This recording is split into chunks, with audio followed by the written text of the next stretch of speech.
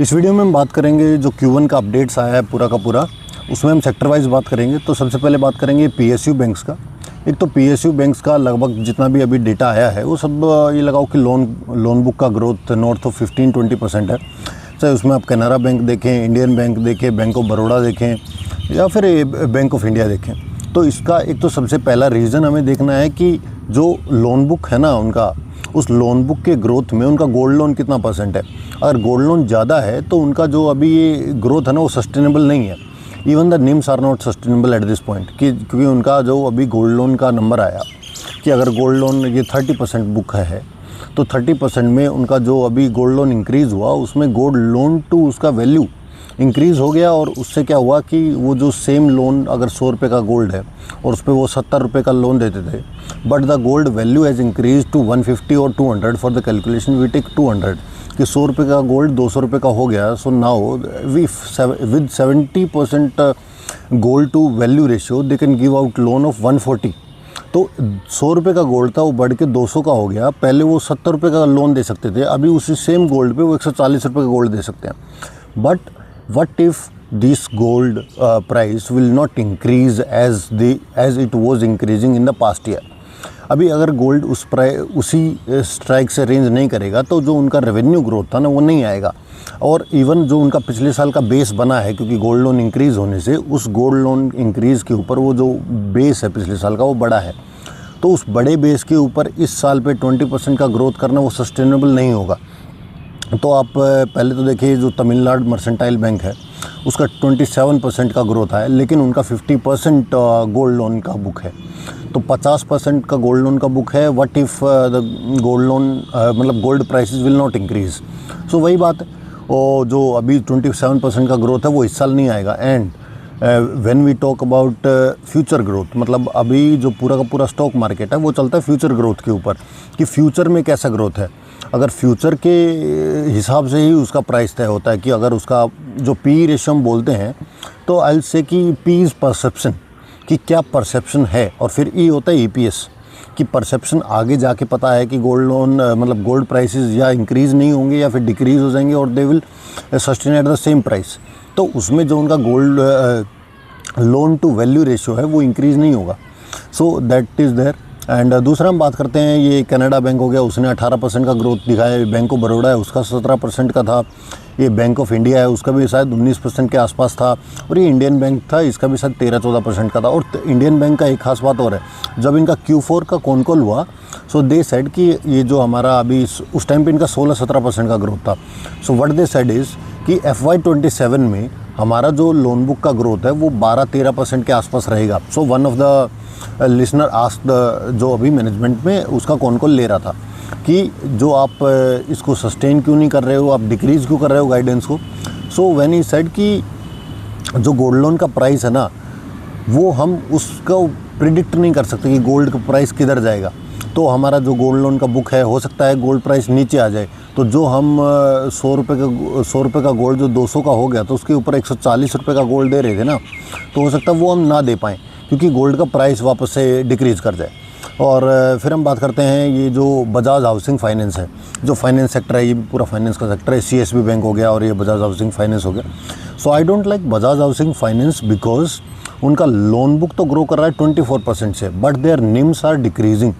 उनका निम्स को डिक्रीज़ करते करते मैं भी ये लगाओ कि फॉर लास्ट 3-4 क्वार्टर्स वो 4.5 के निम्स से घट के 3.8% हो गया। और इसीलिए आप देखोगे ना तो मतलब पूरा का पूरा उनका जो स्टॉक प्राइस है वो आधा हो गया।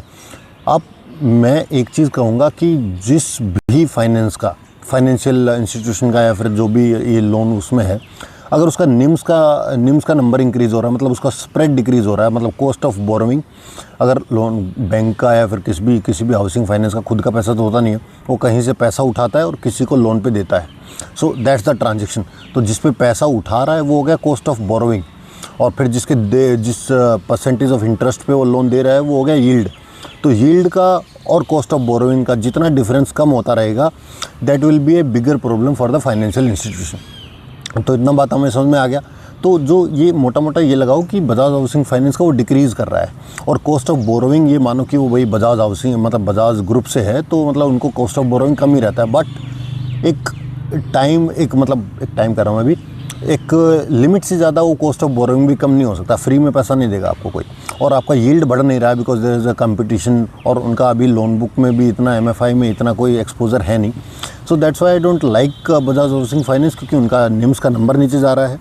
और फिर हम बात करते हैं जो स्मॉल फाइनेंस बैंक है, जिसका मैं मेरा 5वां 6वां वीडियो होगा अगर if I talk about them इस चीज़ के ऊपर। MFI का साइकिल वापस आ रहा है जो 2024-25 में पूरा ख़राब हो गया था, ये माइक्रो फाइनेंस का साइकिल। तो उसकी वजह से क्या हो रहा है, उज्जीवन फाइनेंस और इक्विटास और ईसाफ और even the IDFC bank, they all are doing good. But इनमें से भी हमें देखना है कि जिसका निम्स का नंबर अच्छा हो, स्प्रेड अच्छा हो, cost of borrowing continuously decrease हो रही हो, क्योंकि स्मॉल फाइनेंस बैंक है तो इनको वो कॉस्ट ऑफ बोरोइंग नहीं मिल पाती है जो बजाज को या फिर बड़े बैंक्स को मिल पाती है। सो अगर मैं रैंकिंग करूं तो Bajaj housing finance Bajaj housing finance से सभी बढ़िया। Ujjivan I like the most because उनका MFI का 16-17% का MFI का बुक का 16-17% ग्रोथ था। Even the NIMs are increasing, और ऊपर से उनका पर एक छोटा सा दिक्कत है कि उनको एक यूनिवर्सल बैंक का लाइसेंस चाहिए, तो उसके लिए उनको है ना डाइवर्सिफाई करना पड़ता है अपने बुक को, कि 10% रिटेल होना चाहिए या फिर ऐसा अलग अलग परसेंटेज होता है। क्योंकि जब ये गए थे लोग अपना यूनिवर्सल बैंक लाइसेंस लेने, AU स्मॉल फाइनेंस बैंक और उज्जीवन, तो AU स्मॉल फाइनेंस बैंक को मिल गया था, ये उज्जीवन को नहीं मिला था because their book was diversified. So I like the Ujjivan Small Finance Bank, and you should look closely at these banks. This is not a recommendation, and you should not take any recommendation from a guy sitting in a park speaking to a camera. दूसरा हो गया Equitas का, तो जो MFI का growth है वो 70% है, 70। तो 70% growth, but their NIMs have capped, कि वो खुद ही बोले कि जो हमारा पहले का 2021-22 में जो निम्स का नंबर हुआ करता था 9% के आसपास, वो नहीं जा पाएगा, and it will remain around 6.5 to 7%। That's why I think कि उज्जीवन बेटर है इक्विटास से। Even everything is better than Bajaj housing finance, HDFC, ICICI bank. तीसरा हो गया ईसाफ, उसका भी 16-17% का ग्रोथ था ये MFI के, and this is a great sign कि MFI का साइकिल वापस आ रहा है। ऊपर से कोई भी डिग्रोथ नहीं है, किसी भी स्मॉल फाइनेंस बैंक में MFI का डिग्रोथ नहीं है। Even they are pushing the disbursement मतलब लोन, कि लोन देने को पुश कर रहे हैं, मतलब दिक्कत नहीं है तभी तो कर रहे हैं ना, this is a clear sign. And फिर हम बात करते हैं IDFC बैंक का। IDFC बैंक का जितना दिक्कत था ना, पुराना जितना भी दिक्कत था कि वो उनका जो चंडीगढ़ वाला ब्रांच में फ्रॉड निकल गया था, या फिर जो उनका MFI साइकिल में दिक्कत आ गया था, तो उनका जो पैट का नंबर है वो डिक्रीज़ कर गया था, but all of that is in the past. मतलब पूरा का पूरा अभी शॉर्ट हो गया है, MFI का पूरा साइकिल ठीक है अभी, तो उनका जो, और market is forward looking engine, so and they are doing great. And अभी मेरे को लग रहा है कि उनका पैट का नंबर इस साल बहुत बढ़िया आएगा, because they are getting operating leverage. और उनका FY26 में क्या हुआ कि FY26 में उनका जो बेस है ना वो बहुत लो था पैट में, कि उनका ये दिक्कत, ये जो MFI का दिक्कत आया तो उनका पैट का नंबर गिरा, ये चंडीगढ़ वाला ब्रांच में नंबर आया तो इनका पैट का नंबर गिरा। अब वहाँ से अगर कोई दिक्कत नहीं आएगा तो they are growing their CASA book, ये current account, saving account, and their loan book also growing at north of 20%. So everything is good, and I think you can look at these कि मतलब अब तो सभी अच्छा है, और अगर कोई दिक्कत नहीं आएगा तो they will do tremendous job in the FY27, and I am very bullish on the bank कि ठीक है, and you should take chances, but none of this is a recommendation कि देखा होगा। मैं सब बात करता हूँ डेटा के ऊपर, डेटा क्या है, और ऊपर से लोन बुक देख लेना और ये देख लेना, इससे बात नहीं बनता है। You should look into the details की, और यही सब देखना होता है ना कि भाई कोई बैंक है उसका हेल्थ कैसा है, एसेट क्वालिटी ऐसा है, and all of this is just to provide you कि एक वीडियो में आपका पूरा आपका वो आ जाए, एंड दैट्स इट। एंड अगली वीडियो में बात करेंगे हम दूसरे सेक्टर्स का। So thank you guys.